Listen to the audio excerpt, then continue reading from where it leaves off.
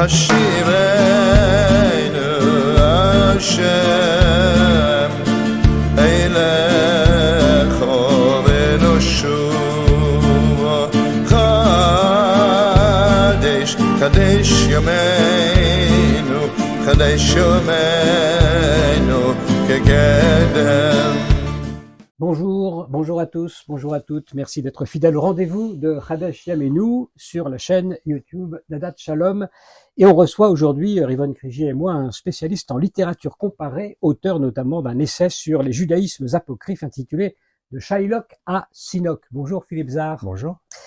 Alors évidemment, une définition s'impose sans doute pour commencer, pour apocryphe. Alors le dictionnaire donne au sens propre que l'Église ne tient pas pour canonique, exemple les évangiles apocryphes, ou bien au sens figuré, dont l'authenticité est douteuse ou niée, exemple une lettre apocryphe de Napoléon. Bon, qu'est-ce qu'il faut donc entendre une fois qu'on a ces définitions en tête par judaïsme apocryphe? Alors vous avez dit l'essentiel sur la définition habituelle d'apocryphe, ça nous vient en effet du christianisme, le mot lui-même vient du grec.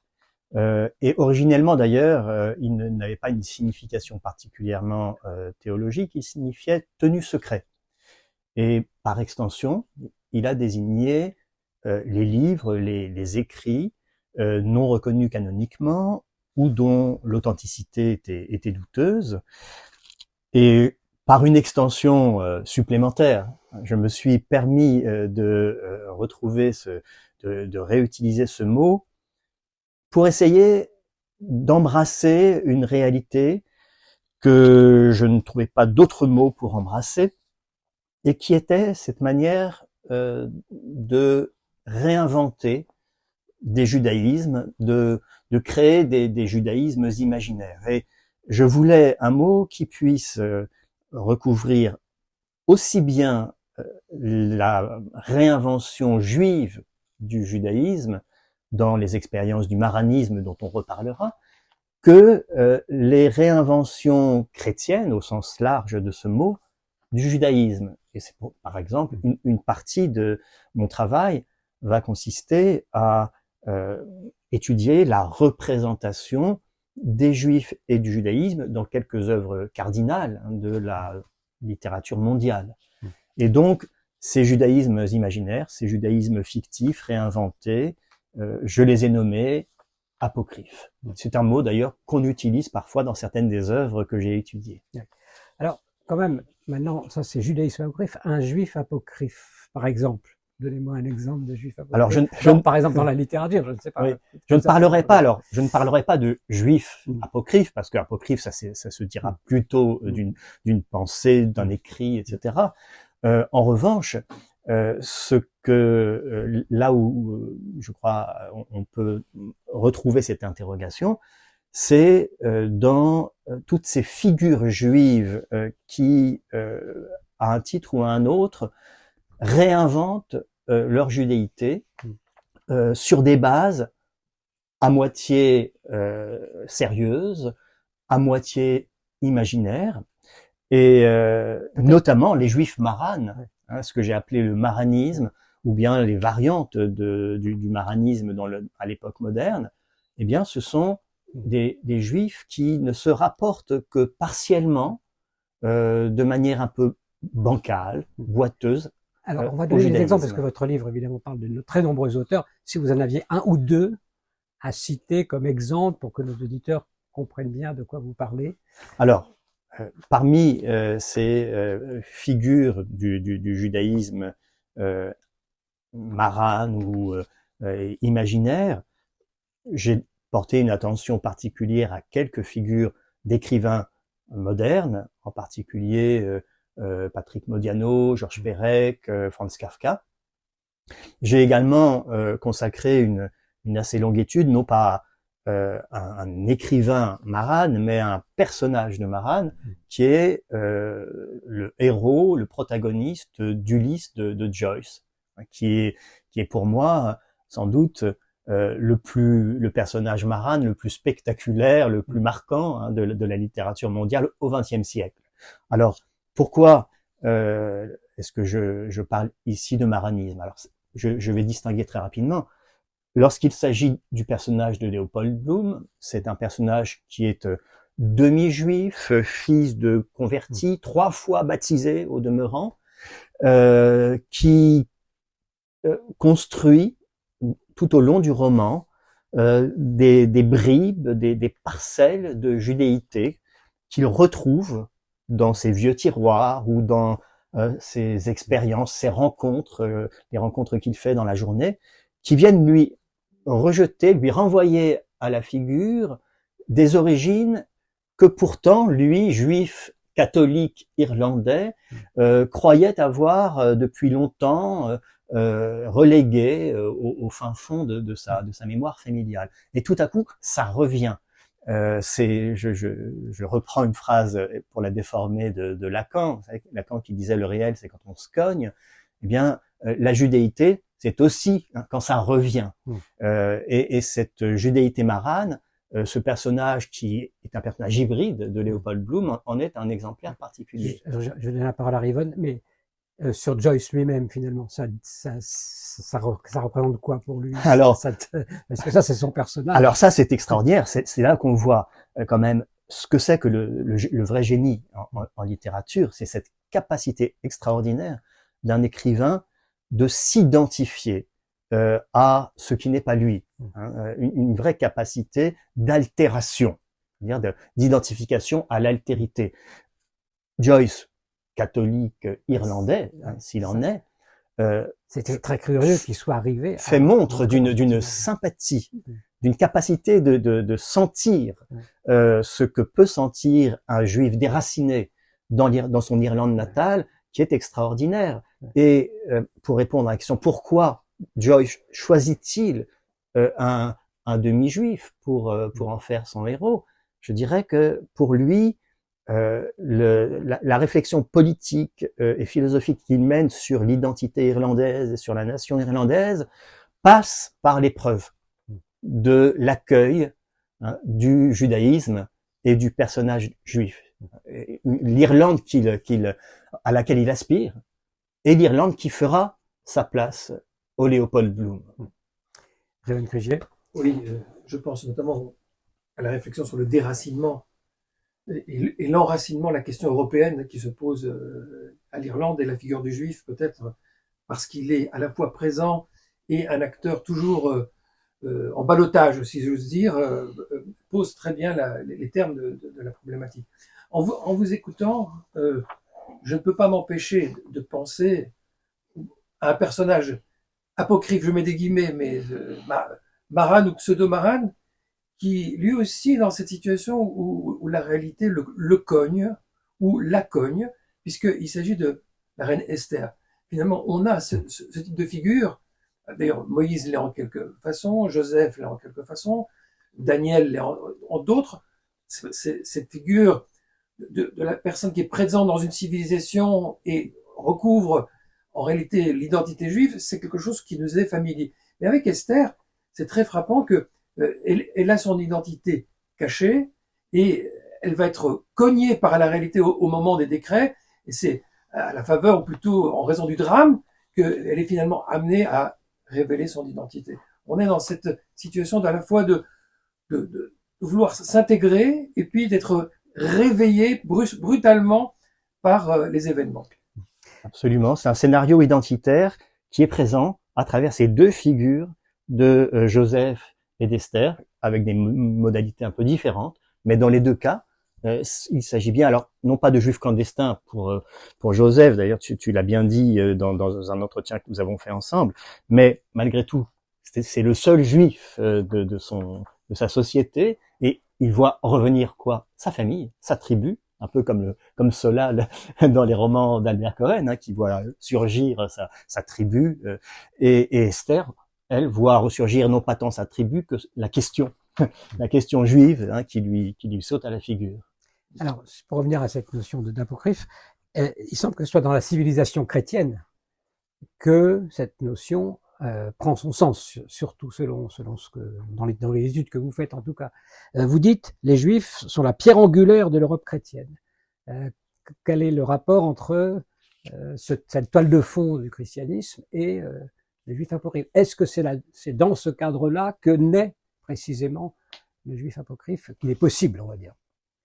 Alors, pourquoi je dis d'abord que le Juif est la pierre angulaire de l'Europe chrétienne? D'abord pour des raisons théologiques que chacun connaît, c'est-à-dire que le christianisme fonde sa valeur propre de vérité dans une révélation qui lui est antérieure.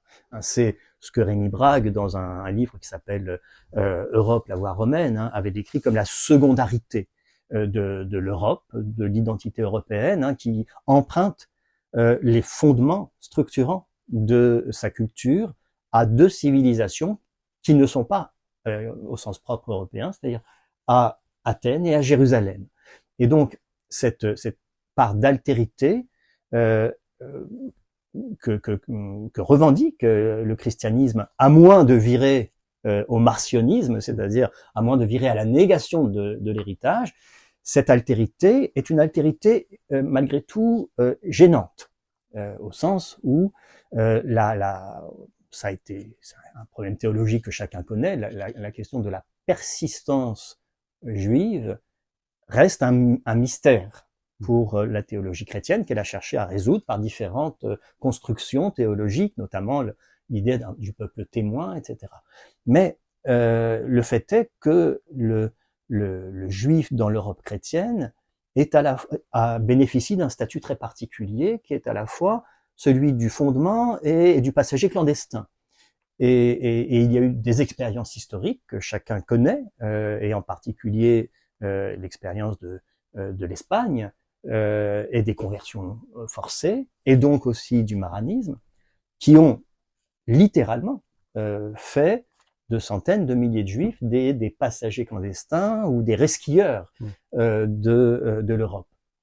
Et donc, les juifs européens ont inventé dans cette Europe chrétienne des manières d'être juif qui n'étaient plus tout à fait, par la force des choses, eh bien, les manières normatives qui avaient construit, structuré la judéité dans les siècles antérieurs. Est-ce que c'était pour être christiano-compatible, en tout cas au niveau sociétal, pour être intégré aussi dans la société, que c'est né cette formule-là? Alors, pour reprendre la typologie du philosophe israélien Yirmiyahu Yovel, il y a eu l'expérience du maranisme, ça recouvre trois types essentiellement de figures.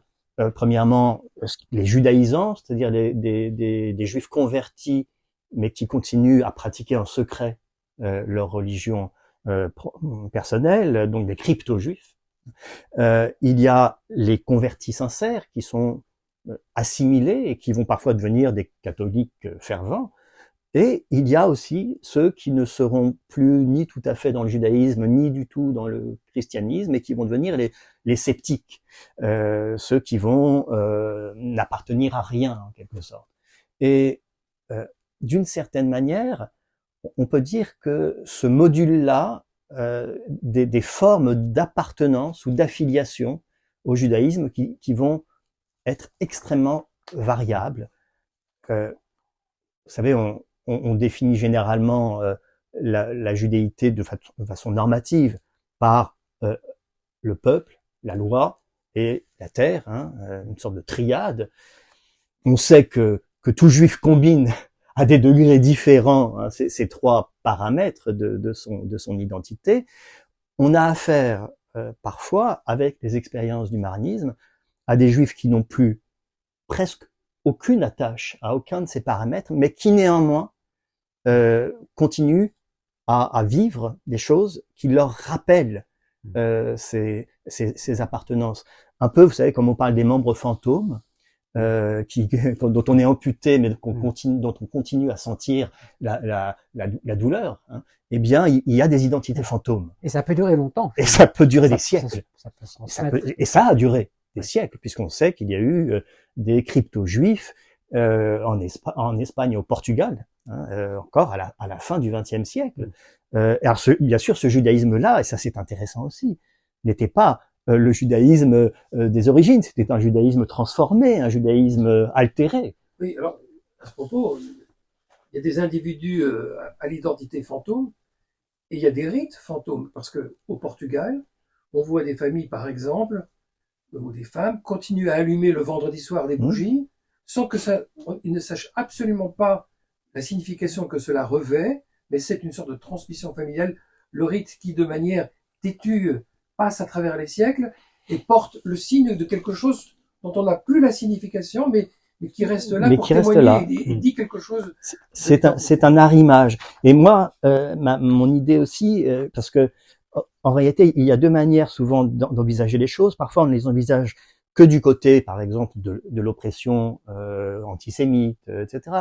Mais moi, j'aime bien aussi repérer ce qui, dans le judaïsme même, permet aussi ce type-là d'évolution, de modulation, d'adaptation, etc.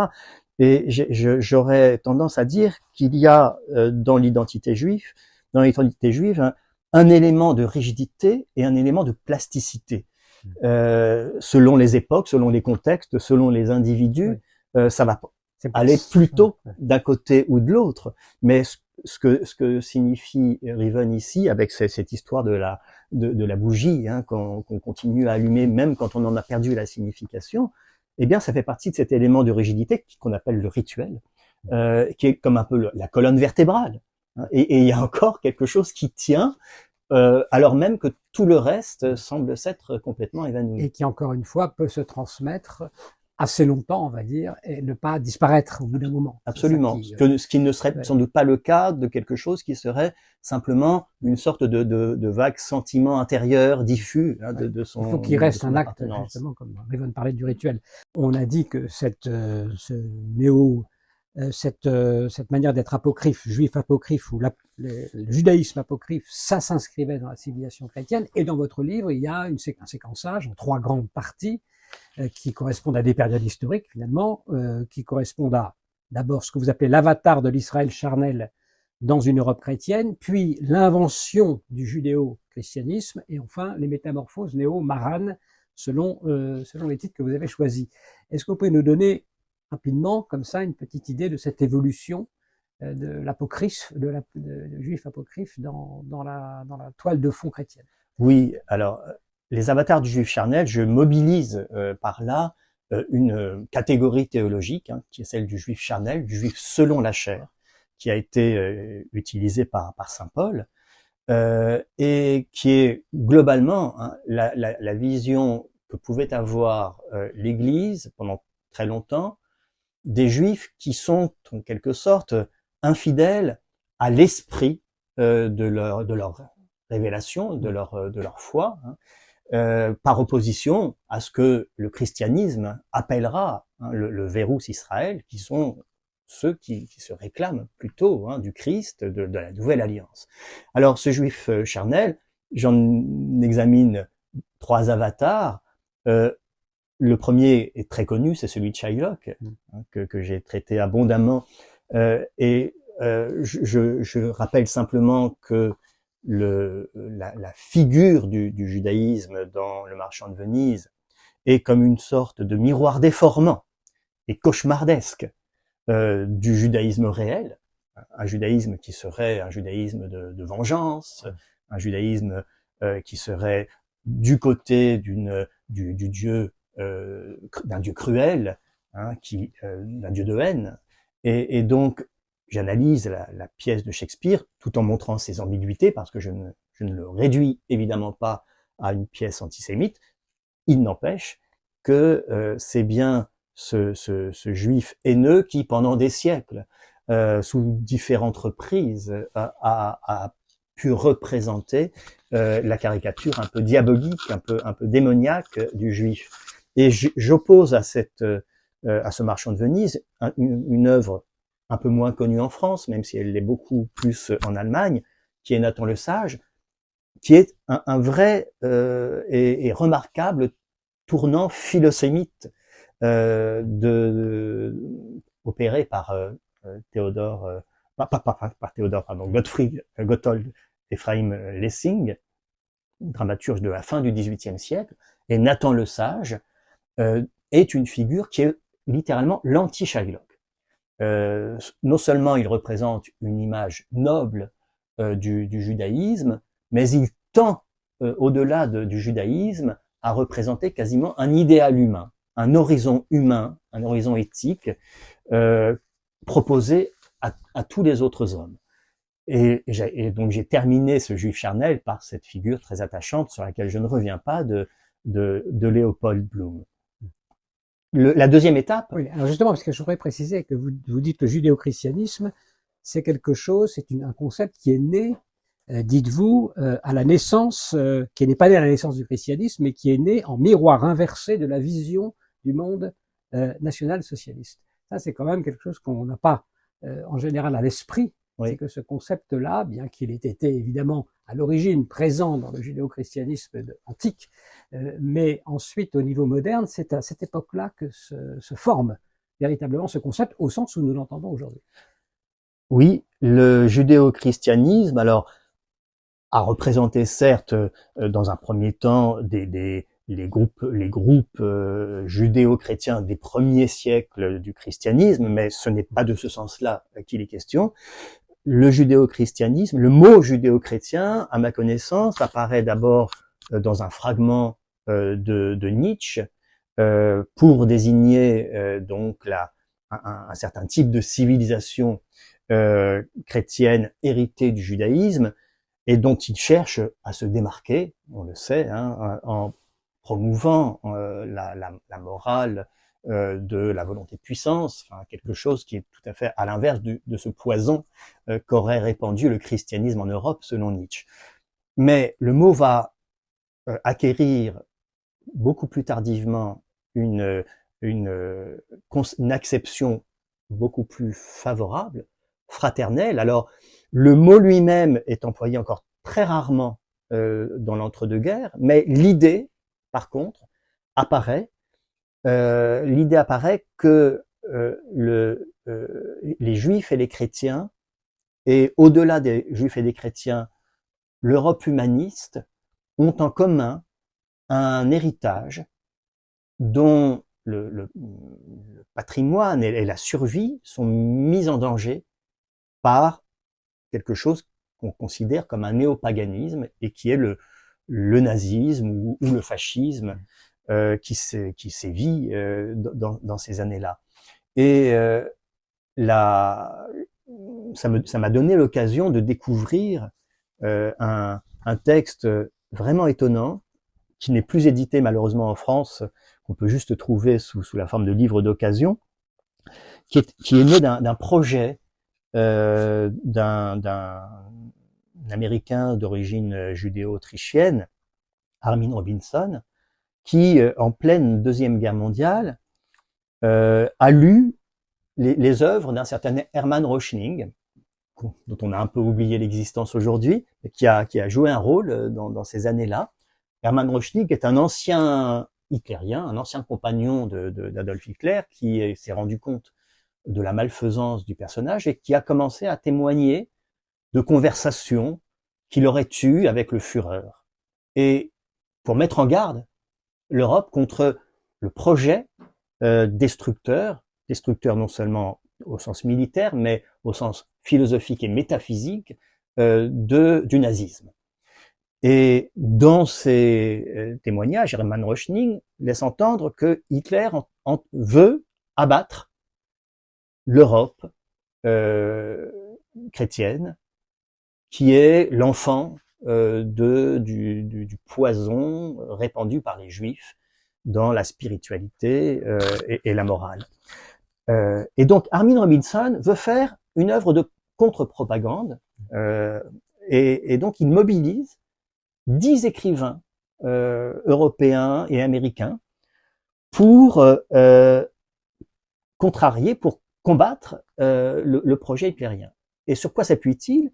Il s'appuie sur un un témoignage rapporté par Rauschning. Alors on ne sait pas si c'est authentique. Rauschning, c'est toujours un peu douteux, peut-être apocryphe aussi justement, où Hitler, dans une sorte de folie furieuse, dit qu'il est une sorte d'anti-Moïse dont le projet est de mettre à bas les 10 commandements et de renverser les tables de la loi.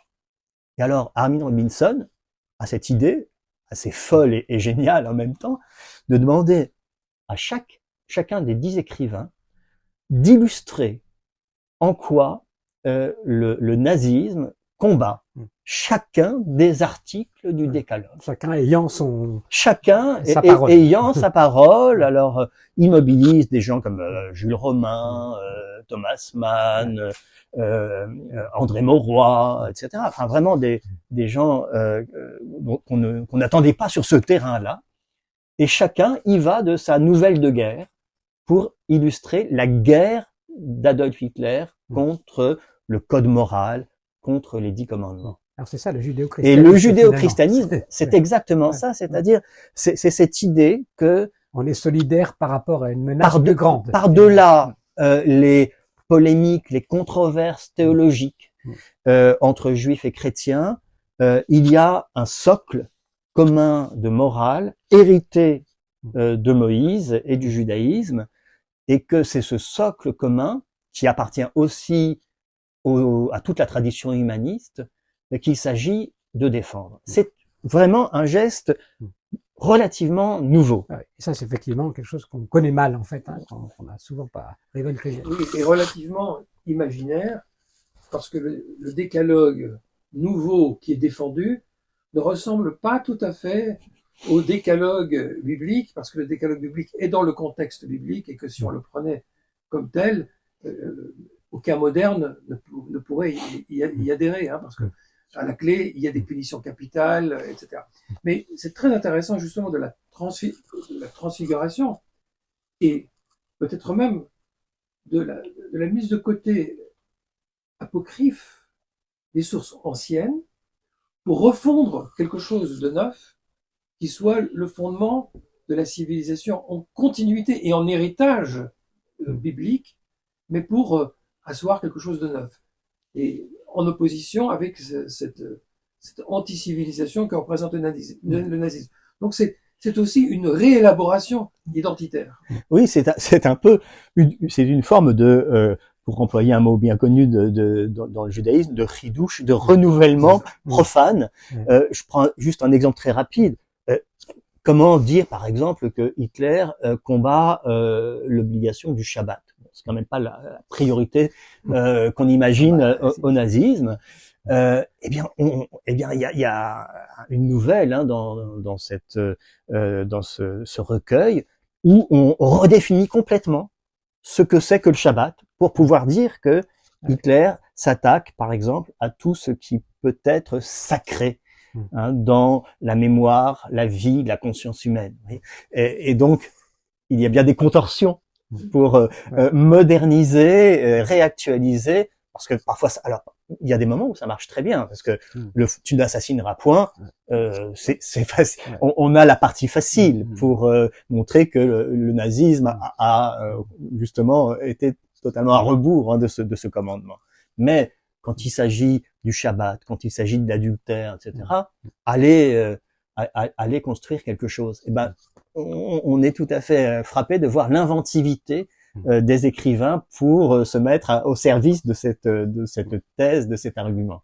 Un tout petit mot pour terminer cette partie historique sur donc ce que vous appelez les métamorphoses néo-maranes. Alors là, peut-être on peut citer, je sais pas, un auteur ou deux, ou Pérec, ou Modiano. Quelle est la spécificité là à ce moment-là, dans cette période-là, donc après finalement la guerre?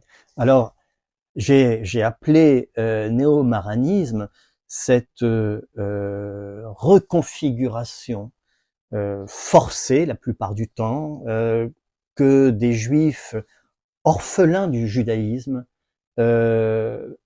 effectuaient dans leurs œuvres littéraires. C'est-à-dire que on a affaire parmi les auteurs que j'étudie, je ne parle pas d'auteurs qui sont de plein pied dans le judaïsme, qui sont immergés dans la tradition juive, qui existent. Je me suis plutôt intéressé ici à la périphérie, hein, aux marges du judaïsme, et donc à des auteurs qui sont tous des sinistrés de la mémoire, des orphelins du judaïsme, et qui, dans la situation où ils étaient, ont essayé de judaïser par la littérature. Alors, bon, l'exemple que je prends le plus volontiers, c'est celui de Kafka, parce que il y a toute une histoire propre à cette redécouverte. Kafka qui vient d'un milieu juif pragois très assimilé, qui n'a hérité presque de rien, hein, c'est ce qu'il reprochera d'ailleurs dans la lettre à son père, hein, que m'as-tu donné en fait de judaïsme? Rien, un néant. Et à la fin, autour de la trentaine, hein, vers la fin de 1911, Kafka, à la suite d'épisodes de sa vie, la rencontre du monde yiddish en particulier, vit un véritable choc identitaire, un véritable choc culturel. Il découvre que il y a encore des juifs vivants, une culture juive vivante. Et à partir de là, il vit une vraie révolution intérieure. Il a une fringale de judaïsme, tous azimuts, hein, c'est-à-dire que il se passionne un moment pour le yiddish, puis il apprend l'hébreu, il lit toutes sortes d'histoires juives, de contes juifs, etc. Et ça se traduit de manière vraiment très singulière dans son œuvre, c'est-à-dire que on a affaire à un paradoxe, une œuvre où le mot juif, le mot judaïsme n'apparaît jamais. Il y a un seul unique texte de Kafka non publié où le mot synagogue apparaît. C'est tout.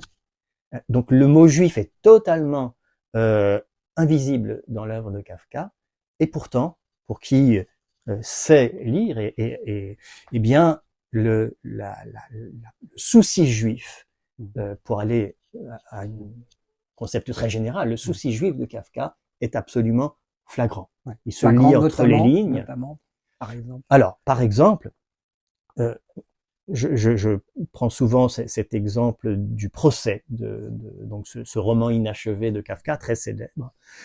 Dans le procès, il y a un moment où l'accusé, Joseph K., se voit rencontrer dans une église un prêtre qui l'appelle par son nom, on ne sait pas pourquoi il le connaît, il connaît sa situation d'accusé, et le prêtre lui parle du tribunal, etc., et lui raconte une histoire, une légende qui est dans le préambule de la loi.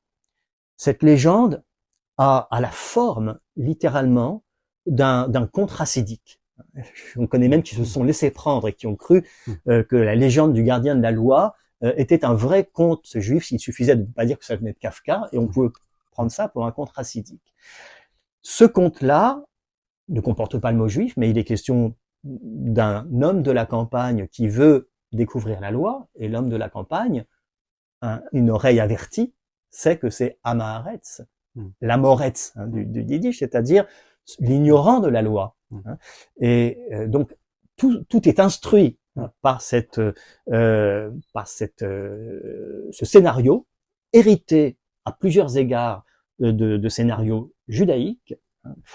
Et cette légende ayant été racontée, on a alors affaire à quelque chose qui est tout simplement un dialogue, une controverse, une marloquette, dirait-on dans un langage talmudique, entre Joseph K. et le prêtre pour interpréter cette parabole ou cette légende. Et il y a dans le dialogue des formules qui sont presque reprises littéralement des procédures de dialogue talmudique. Un tel dit que, oui, mais il y a une autre version qui dit que, etc. Et à la fin, ça se termine par une sorte de suspension, comme dans la formule tekou dans le Talmud, quand on dit que la question reste en souffrance. Ouais.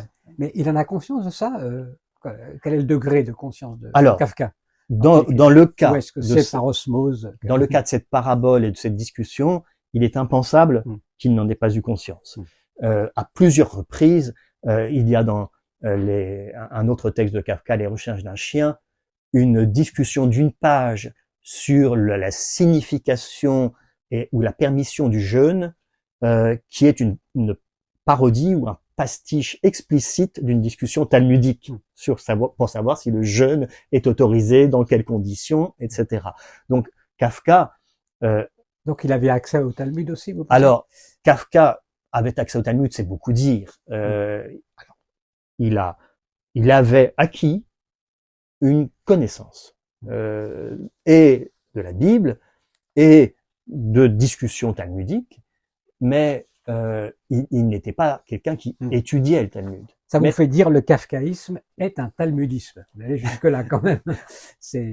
Le kafkaïsme est un talmudisme, mais un talmudisme, voilà, un talmudisme, mais justement un talmudisme déviant, un talmudisme hors les murs, comme je le dis parfois, c'est-à-dire un talmudisme qui n'a pas je dirais le luxe, qui ne peut pas s'offrir le luxe d'être rattaché à une tradition sûre, à une révélation acceptée.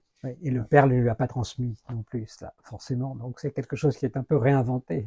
Qui est totalement réinventé. Yvonne Crégier. Oui, je pense à un passage très émouvant du procès où le personnage principal veut pénétrer à l'intérieur de la structure et le gardien de la porte qui l'empêche d'aller au-delà. Et finalement, ça se termine par le fait qu'il ne peut pas pénétrer, mais que l'ironie, c'est que c'était pour lui que cette porte n'était faite que pour toi. Voilà, cette porte n'était faite que pour lui, mais il ne peut pas y rentrer. Ça marque très très bien l'impossibilité d'accéder au secret, à la signification des choses, l'impossibilité de rentrer pleinement dans son identité aussi, finalement, dans ce qu'elle recèle. Et en même temps, on voit l'allusion à une autre parabole, qui est celle de Maïmonide dans le Guide des Égarés, où il est question d'un château et que la quête spirituelle consiste à rentrer à l'intérieur du château, mais plein de gens, y compris d'ailleurs des talmudistes, tournent autour du château sans réussir à trouver la porte. Il est difficile d'imaginer que Kafka ait écrit ce texte tellement impressionnant, avec cette question de la porte, sans avoir en arrière-fond ce texte de Maïmonide. Donc là aussi, ça peut peut-être partie des non-dits et des éléments dans lesquels il a pu puiser. Oui, alors il y a toutes sortes de discussions sur les sources, en effet, de cette parabole du gardien de la loi. La métaphore des palais est très présente dans le judaïsme. Il y a aussi ce scénario de la conversion qui existe, avec les obstacles qu'on pose devant le prosélyte pour l'empêcher ou le dissuader ou tester sa force. Donc ces métaphores maïmonidiennes ou ces paraboles maïmonidiennes sont aussi convoquées. Je cite aussi parfois l'épisode des éclaireurs dans la Bible, puisque l'une des questions qu'on se pose avec cette parabole de la loi, c'est de savoir si l'homme de la campagne n'a pas péché par pusillanimité, par lâcheté, s'il n'aurait pas dû forcer. Et dans l'épisode des éclaireurs, des explorateurs dans la Bible, qu'est-ce qui se passe? Eh bien, les explorateurs viennent dire aux Hébreux, n'y entrez pas, il y a des géants terrifiants, etc. C'est exactement ce que dit le gardien à l'homme de la campagne quand il lui dit attention, tu peux essayer de forcer l'entrée, mais après moi, il y a des gardiens de plus en plus puissants, si bien que le deuxième, je ne peux même pas en supporter la vue. Donc, vous voyez, le texte de Kafka, alors, s'agit-il de réminiscence, d'allusion consciente, d'imprégnation, de schéma, parce que ça existe aussi. Les ascensions célestes vers le palais céleste, Absolument. où il y a des anges très dangereux qui font qu'on risque sa vie. Oui, il y a en effet une hypothèse selon laquelle un midrash serait à l'origine aussi de cette fable, un midrash dans lequel Moïse veut accéder à Dieu et se voit empêché par un premier ange qu'il écarte d'un coup de poing. puis un deuxième, encore plus grand, etc. Et puis, à la fin, les anges deviennent tellement puissants qu'il ne peut plus rien faire, mais là, Dieu l'aide, c'est le aide-toi, le ciel t'aidera un peu. Sauf que pour le pauvre homme de la campagne de Kafka, eh bien, il n'y a pas de Dieu pour l'aider. Et il reste à croupir devant la porte. Il y a un aphorisme de Kafka que j'aime bien, qui dit toute vie est hésitation devant la naissance. Et ça pourrait être, d'une certaine manière, un commentaire aussi de cette parabole. Oui, et un commentaire aussi de ce que ça veut dire la condition de juif, entre guillemets, apocryphe, parce que il est aux portes de son identité, du sens, de la quête de sens. Il y a un désir profond d'y accéder, mais une sorte d'impossibilité structurelle. Il reste sur le parvis, en quelque sorte. Philippe Zard, une dernière question pour clore cet entretien, la question de la transmission. Il semble que relativement à cette question, les juifs apocryphes, le judaïsme apocryphe a plus de mal évidemment à aborder cette question, bien qu'on ait vu que malgré tout les transmissions pouvaient se faire. Comment se présente cette problématique pour le judaïsme apocryphe? Il y a un modèle de transmission dans le judaïsme, un modèle idéal de transmission qu'on trouve au début des Maximes des Pères. Dieu a donné la Torah à Moïse, qu'il a donné à Josué, etc. Une sorte de continuum de tradition ininterrompue et dont la fiabilité serait en quelque sorte garantie, absolue. Or, dans la modernité, de manière générale, et a fortiori dans les cas que j'étudie, la chaîne est rompue. La chaîne est rompue, ça s'est cassé. Et donc, on a affaire à des maillons détachés les uns des autres qu'on va essayer parfois de rassembler et de faire des bouts de chaîne, en quelque sorte. Et parfois, à partir de choses essentielles, l'idée de la loi, etc., mais parfois à partir de détails, d'éléments secondaires. Et il y a un élément auquel j'ai été très particulièrement attentif dans mon travail, c'est le fameux chant, la fameuse comptine pour enfants qui clôt le Seder de Pâques. C'est un chant qui s'appelle Chad Gadia, qui est ce qu'on appelle une chanson à récapitulation.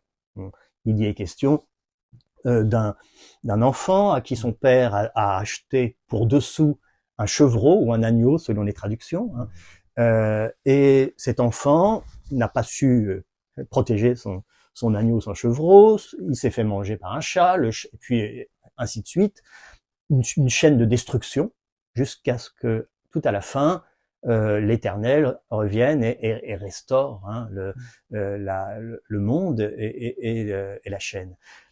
Eh bien, il se trouve que cette comptine qui est apparue relativement tardivement dans le Seder de Pâques a un destin en littérature. Et à vrai dire, ce n'est pas si étonnant que ça. D'abord, c'est une comptine pour enfants. Ensuite, c'est un chant à récapitulation, je l'ai dit, c'est-à-dire que chaque couplet récapitule les précédents, c'est-à-dire que c'est une scénographie de la mémoire. C'est quand même ça, c'est la mémorisation de tout ce qui a précédé. Et puis c'est une parabole aussi sur l'héritage. Mon père m'a laissé, m'a acheté un chevreau, et qu'est-ce que j'ai fait de ce chevreau? J'ai pas su quoi en faire. Et il se trouve donc que à la fin du 19e siècle, Israël Zangwill, écrivain anglais, écrit une nouvelle qui s'appelle Chad Gadia, qui raconte l'histoire d'un fils prodigue qui a eu une très haute situation en Europe, qui revient chez ses parents juifs à Venise. Par hasard, c'est un Seder de Pâques. Et là, le fils parvenu, le fils assimilé, est saisi d'une sorte de mélancolie terrible au moment de ce Seder de Pâques, comme si tout à coup, son déracinement lui éclatait à la figure. Et le récit est scandé par des couplets de Chad Gadia qui accompagnent le personnage dans sa mélancolie jusqu'à son suicide dans le Grand Canal de Venise. Ce drame de l'identité juive a eu une très grande répercussion en Europe. Il a vraiment marqué beaucoup André Spire et donc avec lui toute une génération de juifs français qui ont vu un peu en résumé la parabole du drame de l'assimilation. Et il se trouve que Chad Gadya on le retrouve dans le Ulysse de Joyce. Léopold Bloom tout à coup se souvient de ce chant pascal, qui lui rappelle aussi qu'il a perdu un fils. Donc c'est encore une histoire de transmission ratée qui se joue.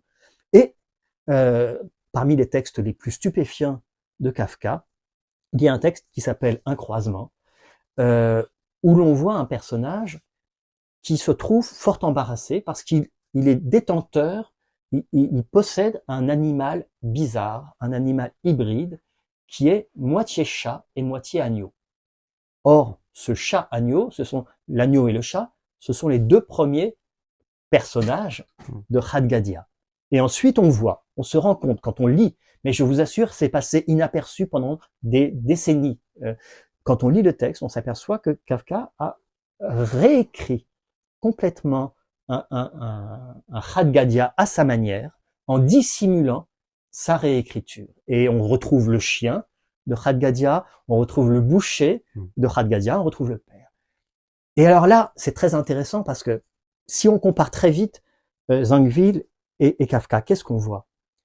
Dans le texte de Zangwill, c'était le drame de l'assimilation, mais à vrai dire, il y avait encore une famille juive à Venise qui continuait le rite pascal, et le texte de la comptine était reproduit intégralement. Donc le texte, bien sûr, mettait en scène un suicide, c'était désespérant, mais Israël survivait dans cette affaire.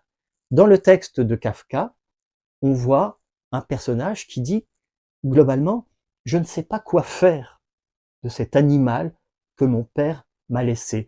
C'est pas seulement de savoir, la question n'est pas tellement de savoir ce dont il a hérité, mais même la nature de ce qu'il a à faire avec cet héritage, et on reste dans cette suspension. Et au lieu d'avoir le chant, on a des morceaux épars, des bribes, une mosaïque, si j'ose dire, de versets qui se retrouvent de manière éparpillée. C'est un puzzle identitaire, et puzzle en anglais, ça veut dire embarrassé.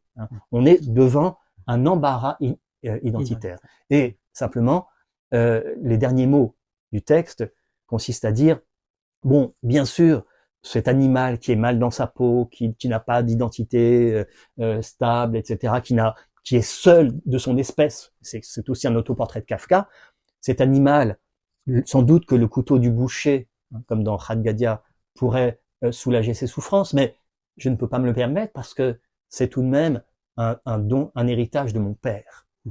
Donc, je le garde. Je ne sais pas répondre aux questions que me posent les enfants, comme dans le rituel pascal, quand les enfants doivent poser des questions et qu'on doit répondre, etc. Moi, je ne sais pas quoi en faire. Je suis bien embarrassé, mais je le garde. Et puis, on ne sait jamais ce qu'il va devenir. Un petit mot là-dessus. Oui, un petit mot parce que, évidemment, ce qui est extraordinaire quand on lit cette littérature, c'est de voir à quel point elle est en écho avec le rituel de Pâques, même là où les gens ne s'y attendent pas. Parce que, regarde, au début du Seder, on prend la matzah intermédiaire, on la coupe en deux et on réserve la partie qu'on appelle afikoman.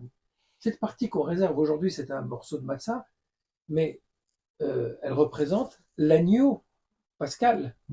Et cet agneau pascal, il est occulté, il est caché, il est oublié, il rentre dans la clandestinité. Mais néanmoins, il réapparaît tout à la fin du Seder et fait communion.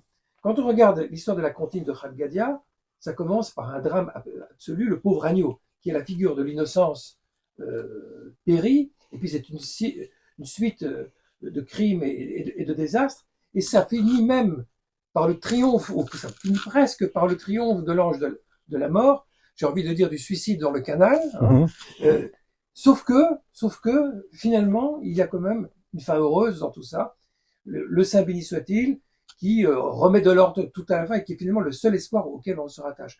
Et ce que je veux dire, c'est que dans cette question de l'identité en péril, ce qui fait tenir face à l'épreuve, face à l'obscurité, face à l'hostilité, c'est cette espèce de confiance invincible, peut-être même absurde, mais déterminée, que finalement, quelque chose va ressortir.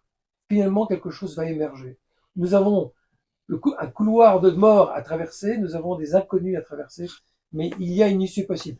Et ça, quand même, la tradition du Seder de Pessah aboutit sur le triomphe de la vie sur la mort. On a passé le cap de la grande partie angoissée et angoissante des modernes. Alors, Philippe Zard, aujourd'hui, est-ce qu'on peut être encore un juif apocryphe, un écrivain juif apocryphe, ou même un simple citoyen juif apocryphe, à partir du moment où les choses se rigidifient, que l'entre-deux devient difficile à tenir, on est dans un camp, dans un autre. Est-ce que là, on n'est pas dans une mutation? De ce sens-là, on y reviendra dans une autre émission, mais pour l'amorcer, peut-être un petit point sur cette possibilité aujourd'hui. Alors, être dans un camp ne signifie pas pour autant que on ait réglé la question du sens. Et si je pense que vous faites ici allusion à la question de l'antisémitisme, à la question d'Israël, etc. Et évidemment que la question d'Israël a forcé à reconfigurer de nouveau à redistribuer les identités. Mais d'une certaine manière, Israël, c'est presque un problème de plus, ou une carte de plus dans cette configuration identitaire qui est à plusieurs paramètres, à plusieurs cartes. C'est un embarras, ou une passion, ou un tourment, ou une blessure, qu'importe. Mais je ne crois pas que ça change la donne. Je dirais que de même qu'on pouvait être autrefois juif par uniquement la loi ou uniquement l'appartenance à un peuple, etc. Il y a aussi des juifs qui ont reconfiguré leur identité avec Israël, voire contre Israël. On a aussi même cette configuration de juifs qui ne se souviennent qu'ils sont juifs que quand tout à coup il s'agit de dénoncer ou de se démarquer d'Israël. Donc le judaïsme apocryphe continue. Israël, c'est juste une donnée supplémentaire pour se redéfinir. Philippe Zard, merci beaucoup. Vous voulez dire un dernier mot? Juste un dernier mot. Vous avez produit un livre incontournable. C'est une grande œuvre et vraiment je la recommande à tous. Merci Philippe. Merci à vous. De Shylock à Sinoc, donc essai sur les judaïsmes apocryphes aux éditions Garnier Classique. Garnier, merci à tous pour votre attention. La la la la la la la la la la